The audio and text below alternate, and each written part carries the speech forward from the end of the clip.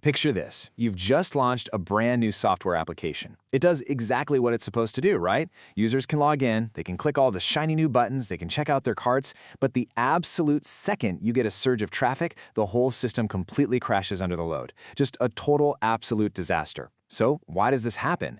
Well, usually it's because while everyone was hyper-focused on what the system should do, literally no one thought about how well it should perform. Welcome to today's Explainer, where we're going to solve this exact problem by exploring the ultimate blueprint of software, functional versus non-functional requirements. Okay, let's jump right in. Here is our roadmap for today. We'll start with the blueprint of software, then we'll break down functional requirements, the what, and non-functional requirements, the how. After that, we'll look at some real-world documentation templates, and finally, we'll wrap up with the head-to-head FR versus NFR showdown. All right, starting off with Section 1, the blueprint of software. When we talk about building software correctly, we're really talking about understanding two sides of the exact same coin: what a system does versus how a system performs. This dual narrative is really the core of our entire explainer today. You see, one side is all about action. It's the explicit features and behaviors your users are actually interacting with. But the other side, that's about operational quality. It's the invisible constraints that ensure those actions actually happen reliably, securely, and efficiently. If you only plan for one side, well, your blueprint is already completely broken. Which brings us to Section 2, functional requirements, or the what. So this is usually the easiest part to wrap your head around. It's exactly what you picture when you're dreaming up a new app. Formally speaking, a functional requirement, or an FR, describes a specific behavior, function, or service that a system must perform in direct response to stakeholder needs. In plain English, it defines what the software absolutely must do. These requirements are the baseline. They guide your developers in building the features correctly. Think of stuff like allowing a user to log in securely, or calculating the total amount in a shopping cart. If the software doesn't do these things, it fails its primary purpose right out of the gate. So what do these actually look like in the wild? Well, the major categories that make up the what include business rules that define your policies and user authentication to control exactly who gets in. We've also got data management for storing and retrieving info.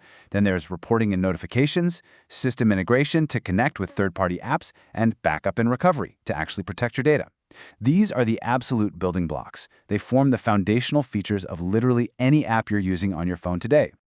But look, just crossing your fingers and asking for a login page isn't going to cut it.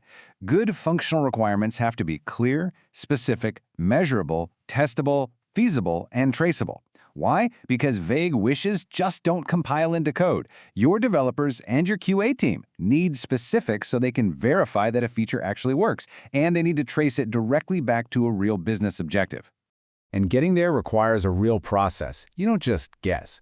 First up, you gather requirements from your stakeholders. Second, you identify the specific system functions you need. Third, you write those requirements down super clearly. Fourth, review them with the team. Fifth, approve and document the whole shebang. And finally, update them whenever necessary. It's an ongoing, iterative loop, you know? It makes sure everyone is on the exact same page before a single line of code gets written. All right, flipping the coin over to Section 3, non-functional requirements, or the how. It is time to reveal the hidden side of our software coin. A non-functional requirement, or an NFR, defines a quality attribute, constraint, or characteristic that describes exactly how well the system performs its functions. While your functional requirements build the features themselves, it's your non-functional requirements that actually ensure user satisfaction. Building an app without NFRs, it's literally like building a gorgeous sports car with a massive V8 engine, but totally forgetting to install the brakes. I mean, it looks amazing, right up until you try to actually drive it in the real world. It's actually kind of mind-blowing when you think about how many invisible factors go into making software actually usable. We're talking performance, reliability, availability, security, scalability, usability, maintainability, portability, compatibility, and compliance. Phew. When you open a mobile app and it just works smoothly, without glitching, across all your devices, all while keeping your credit card data totally safe, that invisible magic is all thanks to a meticulously planned set of non-functional requirements. Take a look at this number, 99.9%. This is a classic example of an availability NFR. You might write a requirement stating that the system must maintain 99.9% uptime. That single metric is a massive deal. It heavily dictates exactly how your infrastructure team configures their servers and how they plan for disaster recovery. It is an absolutely critical constraint. Or how about this one, 100,000? This is what a scalability NFR might look like in practice. Your requirement might mandate that the application absolutely must support 100,000 active users simultaneously without any drop in performance. If you only built the login button, the functional part, but completely ignored the scalability NFR, your system would crash the very second it went viral. Because NFRs deal with quality, it can be really easy to slip into being a bit vague. But vague NFRs lead to terrible software. The best practices here demand that you be extremely clear and avoid any ambiguous terminology. Just saying, hey, the app should be fast is totally useless. You've got to use precise, quantifiable terms, align them with your business goals, prioritize them, and collaborate super closely with your stakeholders to define exactly what fast or secure actually means in hard numbers. Okay, moving right along to Section 4, the documentation templates. Let's take this from abstract theory down to some actionable takeaways.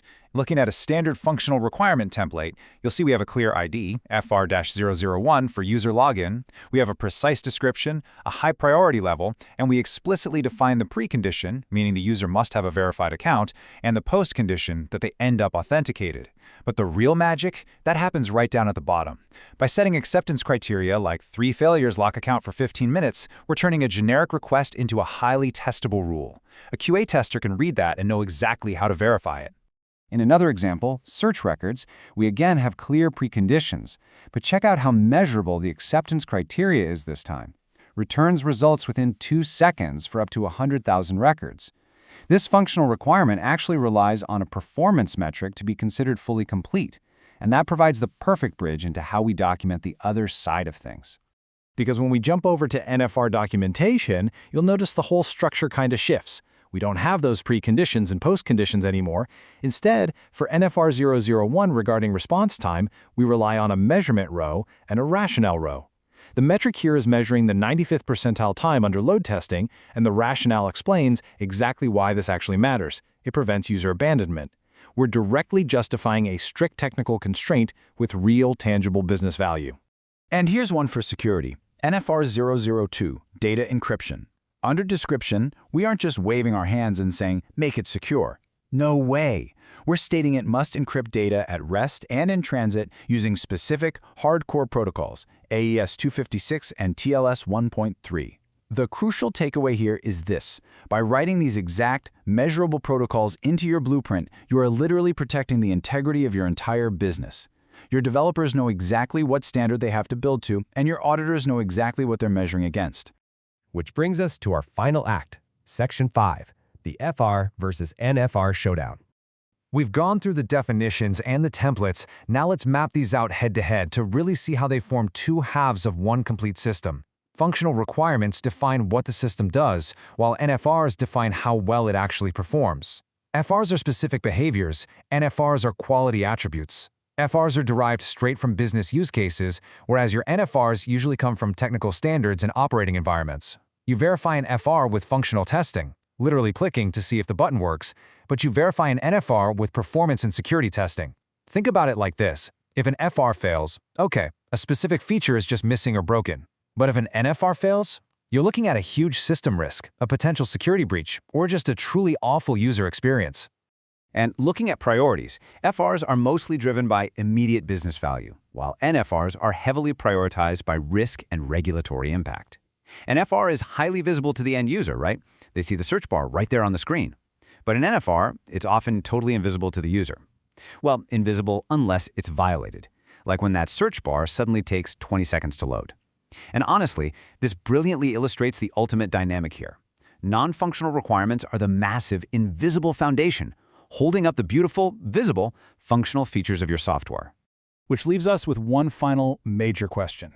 Can your software actually survive without one of these? The answer, unequivocally, is no. A truly successful software build absolutely demands meticulous planning of both the what and the how.